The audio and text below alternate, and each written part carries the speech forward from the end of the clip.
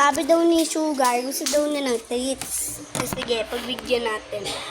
Pag nag-growl siya, guys, di natin bibigyan ng treats. Pag di siya nag-growl, ay pag nag-growl siya, hindi ko siya bibigyan ng treats. Pag di naman siya nag-growl, bibigyan ko siya ng treats. Oh, very good! Di nag-growl! Di nag-growl! Galing.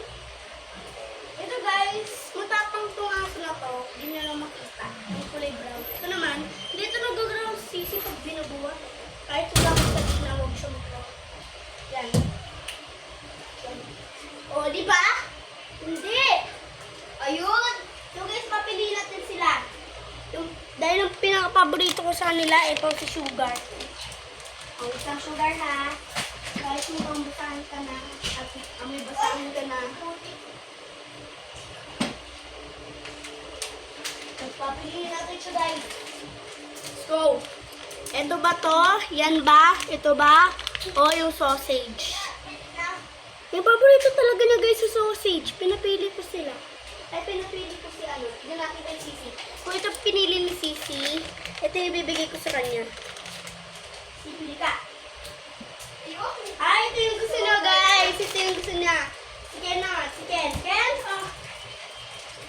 Ito malis ka. Ken, oh. Pili ka dito.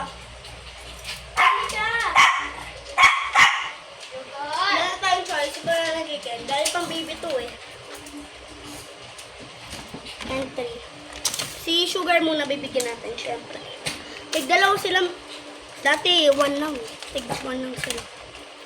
So, yan. Titigil kayo, hindi ko ka rin bibigyan natin. Okay? 1 for you. Baka ng treats. Ay, dito sa'yo. Sa'yo na yung dalawa. Hindi sa'yo yan. Tama na, Sugar, ah. Silang dalawa naman. So, next, ito naman. Sikan muna, guys. Panood nyo. Yan, guys. Maghihintay talaga yan siya. Tapos, aakit din sa akin dahil ayaw niya na may kukuha ng kanya. Sige. Sikan muna, guys. Dahil mabait yan. Babaliw talaga yun. Kahit kasi Sugar. Tayo muna niya maubos yung kanya. Ano nang ka-basic please, mamigay na aso. Oh, ulit. Taro na. Ulit.